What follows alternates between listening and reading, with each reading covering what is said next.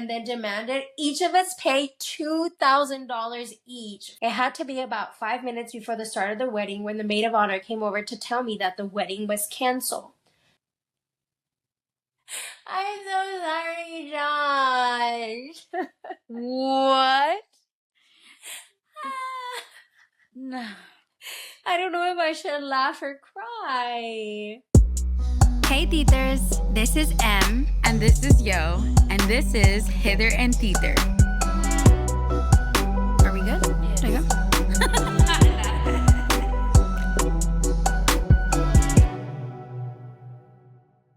This episode is a little nerve-wracking because this is our first episode where we are recording together, Yeah. but together. Yeah. Which means that, we had already kind of figured out what we were doing separate. Yeah. And now we kind of have to relearn Yeah. everything. So how do you feel about that? Well, first of all, thanks for letting me stay in your house. This is awesome. This is the first time I've been to your house here in Texas. Welcome. I don't know. And even now I'm putting up this wall, setting up the mics, having this whole new setup, not wearing the headphones, this, that, making sure that there's no interruptions. I don't know, that on its own. We've been working on, we went to the gym earlier so that we can get everything set up and so that we can eat. And so, but I feel all day we've just been today's the day. We're just going to do it. We're going to record. Yeah. So that build up and the work that went behind even just setting up in live was the same thing that we went through when we started recording separately. And it was just a whole learning process. So I'm glad that this is working out now because we have done so many runs, you guys, the amounts of times that we've recorded and okay, let's go check how much, it was just, finally. So our idea of working out and your idea of working out might be a little bit different, but trust me. Yeah, trust the process. It's going to work out. And the good thing about this is that if we mess up, we're together. Whatever. We can laugh about it together. Whatever. So, yeah. Not only can we laugh about it together, but we actually have a Bridezilla story for you guys today. So I'm really excited about that because those are typically kind of fun to talk about. Yeah. And they're a little bit less stressful. Yeah. So I'm really looking forward to that. So, yeah. Are you ready? Yes, bring it to me. Okay, cool. So I have a story, and feel free to pop in whenever you have a comment. Okay. All right, here we go. So my friend Dana, who's 29, was supposed to be getting married this past Sunday. The wedding got canceled and things got very crazy. Dana was getting married to Josh, who is 32.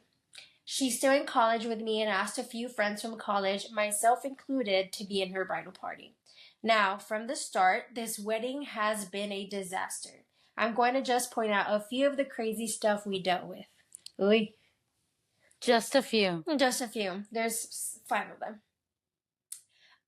Number 1, she refused to invite my best friend, who she's supposedly good friends with, because she thinks we're lesbian lovers. And how is that any of your business? Let's just say it's her wedding and she can invite whoever she wants, and maybe that's not the actual reason. Right. Maybe that's how she took it. That's just how it's being perceived. Love is love, guys.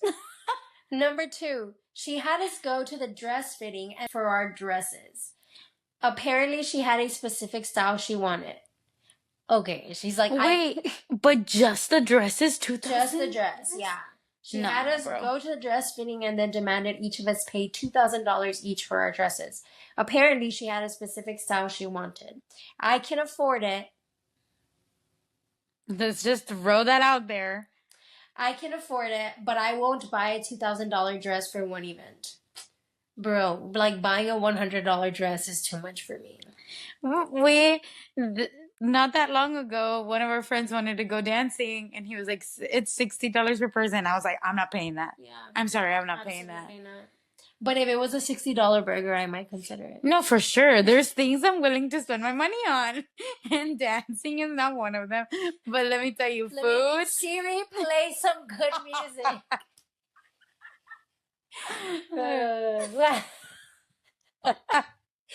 Okay, go.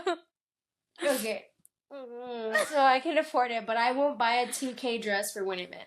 Some of the girls in the bridal party don't have that flexibility with money. Apparently, Josh, who is the groom, couldn't invite any single females that were not blood relatives of him. So if he had any female friends, they were axed. Wow. One of the girls in the bridal party doesn't drink because of her religion. Hello. Hey, girl. We can sniff each other out. Dana accused her of being pregnant in front of her parents and almost got her kicked out of her house. She was not pregnant and she dropped from the bridal party, as she should. Yes, what the heck is wrong with her? She was a class act though and never bad talked Dana. Just said she couldn't make it. We found out about it pretty much on the day of the wedding. And the last one, number 5, she tried to make us cancel our holidays with our families to instead go with her to a destination bachelorette party. I work full time even during holidays, so I told her that was not happening. More of the bridesmaids said similar things, and then she dropped it. Okay, but like during the holidays, a lot of people like to be with their families. Yeah. So that's really weird to ask somebody to like not be with their family yeah. during that time. Especially because for a lot of people, it's like reminiscing and like, you know, for us that we live far away from our family. Right, that's like, the only time I get. Yeah, all year I'm far away from them, so I want to be with them during the holidays. There's just 5 things of countless drama this wedding was having before the day. Now, the meat of the story, hello, not the $2,000. Not the accusation of being pregnant. This was just details. Whoa. Okay. The meat of the story comes on the wedding day. The day started horrible. Dana was having a meltdown because apparently the flower girl had to cancel because she has chicken pox. Oh, well. She just happened to get chicken pox on the day of. And that's her fault. I'm so sorry. She was threatening to sue the mother unless she brought the sick 3-year-old to the wedding. Josh apparently was able to calm her down from this starter outburst and began preparations. Josh is an angel. I don't even think that I believe that. How could the audacity? I can't. The whole day she had constant outbursts. She made people cry, like wedding staff and bridesmaids cry. The maid of honor deserves a medal for the amount of diplomacy and BS control she had to do. I, for the most part, took the easy route and decided to work outside the bridal suite, like checking flowers, making sure food was okay, blah, blah, blah. Basically, any excuse not to be around the bride. Oh. Eventually, I had my makeup and hair done, and then the bride asked for a little bit of time alone to decompress from all the stress. We didn't even fight it. You could not see a group of women run faster away. Oh man, sounds like she's not going to have a lot of friends after this wedding. No. And whoever does, I mean, like... Well, and here's the thing, like, an attitude like that did not happen because of the wedding. Like, I think everyone has known this about this person, and then she kind of just went overboard. Maybe, yeah. Wedding was starting in 30 minutes, so we figured she would be fine alone for that little. I spent those 30 minutes just sitting in the chapel with my phone. I asked her what happened. Maid of honor said Dana was having a quickie with Josh's uncle in the room, and Josh caught that. That is so sad. That is so sad. She's just like, I just need some time for myself, and then she just goes and have a little quickie. Trying to take the edge off. Yeah. Oh my gosh. I just stared at the maid of honor with my mouth pretty much about to reach the floor. She told me to run and that she would... She told me to run and that she was trying to get as many people out before things exploded.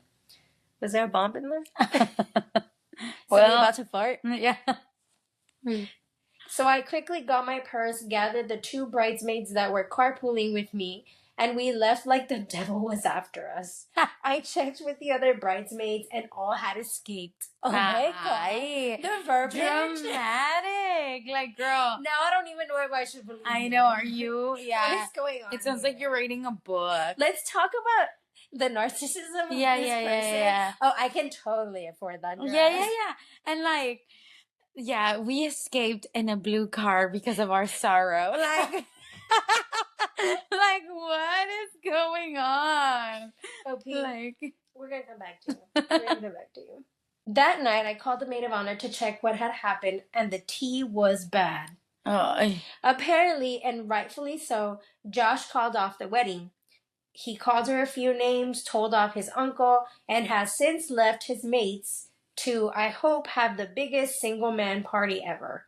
I feel so bad for him. He's an absolute gem of a man. now I see why she was. Yeah, she been eyeing Josh. He apparently also told Dana and her parents that she will be paying the cancellation fees. I think that's fair. If you cheated and you're the one who ruined this, you need to pay the consequences. Agreed. According to the maid of honor, Dana's father told her in front of everyone that she was paying it on her own. Also fair. Yes, good job parenting. I thought that was the end of it. I made the choice to separate myself from this mess.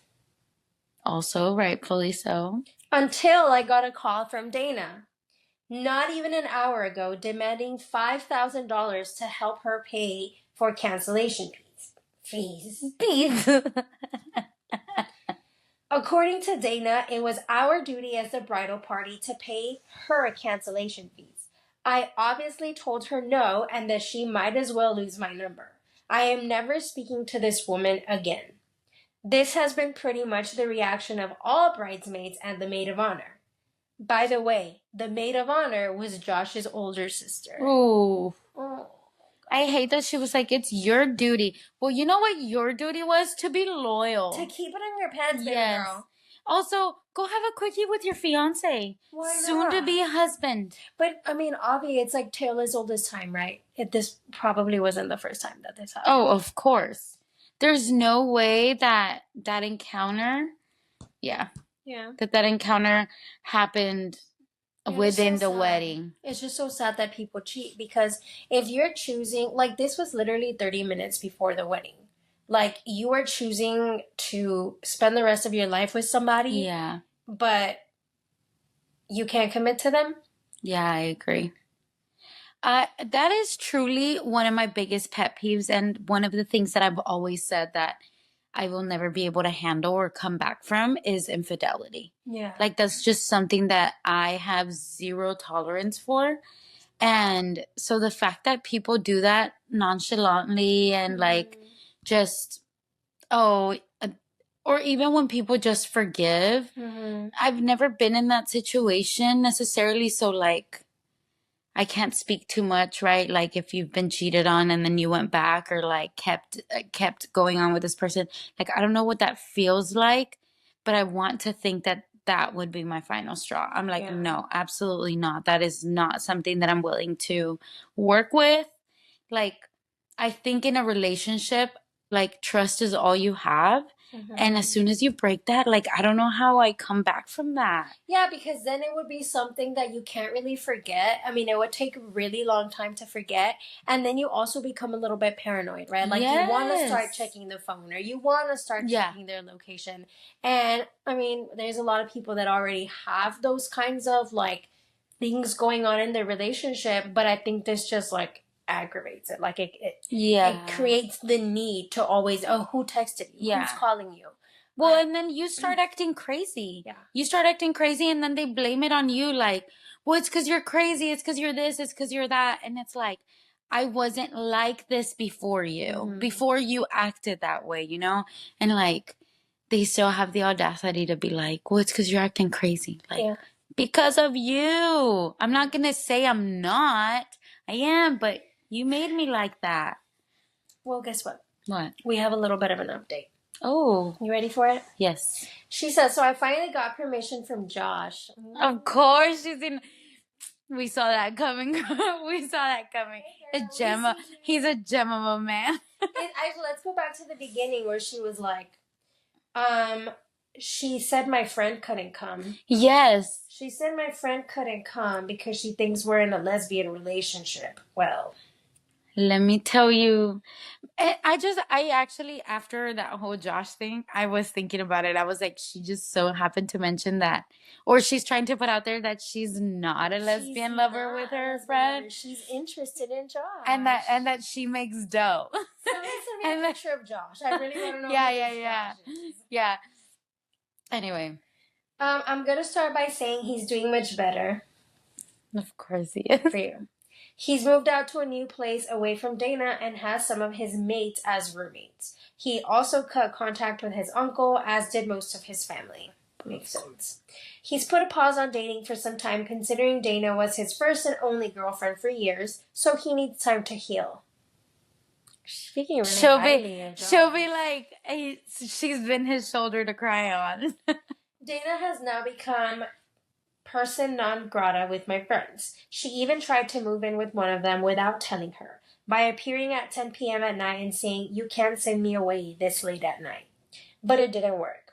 I don't know where she's living, but I can say for sure she's absolutely, without any doubt, very much screwed. She has 4 lawsuits, one from Josh for obvious reasons. Obvious reasons?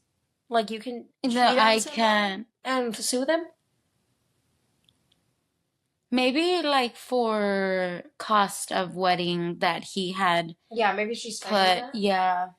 One from Josh for obvious reasons. One from his sister for the dresses she bought. Yeah, that makes sense. We need our money back. One from the bridesmaids she accused of being pregnant, and one from Josh's uncle, since apparently Dana used his credit card. She apparently moved with him after the failed wedding. Ew. She's disgusting. So yeah, she threw away her life, and she's very much without support. I saw Dana's parents some days ago, and they haven't had any contact with her since the wedding. Yikes. They are actually moving with their other daughter to another state. As for Josh's sister, we've been hanging out for a while. Of course. Oh, Josh's sister. Yeah, I know. Well, now we need to go back to the whole lesbian. Girl, you're not helping your case. I think she's trying to keep the sister close, like, how's your brother doing? That's true. It says she actually became super tight with my friends and I. We're even planning a trip sometime next year with her and Josh. No, I'm just kidding. I was like, no way. With her and her 7-year-old to Disney. And yes, we've all agreed to divide the babysitting. Because I'm an amazing person. Yeah, and it needs to, and I'm good with his nephew. Call me Tia. Yeah, call me Tia. Huh, that's so interesting. This is a very interesting story because typically I'm like, are you a bridezilla? Yeah. Are you not a bridezilla? Let's talk about other people. I feel like we went pretty hard on OP this time. Yeah. Oops, Sophie. I mean, it's because you can tell. She was asking for it. She was. Well, here's the thing, though. Like, I think we could read her ulterior motives from the beginning of the post, but we didn't realize that her ulterior motives were she probably has feelings for Josh. She could. I mean, I'm not going to blame anyone, but... He's a gem of a man. He's a gem of a man. And he got cheated on and, like all of these things. But, so we did go pretty hard on OP at the beginning. But again, I think she's developing feelings for Josh. I really think. And I think, it's very, very obvious that this bridezilla is a total bridezilla. Yeah, that's true. 10 out of 10. And she did say that she only shared a few things. Yeah. And those are pretty. Yeah, I bet. Because also, sometimes little things just tend to build up. Yeah, exactly. And when you say the story, it's really, it's not all that bad. Yeah. But I think this was that bad. I think she did only say a few things, but I do think that the few things she said were probably the most bigger dramatic things that happened. And the rest, again, like you're saying, is just the smaller things. Yeah, the things that just built up on each other. So Bridezilla, 10 out of 10. 1000%. 10 out of 10. And Josh, he's a gem. He's a gem. Josh, if you're watching this, OP definitely has feelings for you. and over here is single. Oh, yeah. And you should meet OP at Disney World with your sister and nephew. Hey, you never know what might come out of that. That's true. I'll meet you there too. Unless the sister already beat him to it, then that would just be another. Oh yeah, because we still don't know if this is love is love. Love is love. We still don't know. We don't know. Well, Tithers, we're excited for you to share with us what you think about this Bridezilla. What do you think is the worst thing that she did? Or do you think that on the day of her wedding, she's allowed to act that way? I mean, not to cheat, but... Right. And do you also think that OP has feelings for Josh? I think so, but I don't know. Maybe we're reading too much into it because we're hopeless romantics. We really want to know. Yeah. Thank you so much for tuning in to Hither and Tither, and we hope you have a great rest of your day. Peace out. Adios.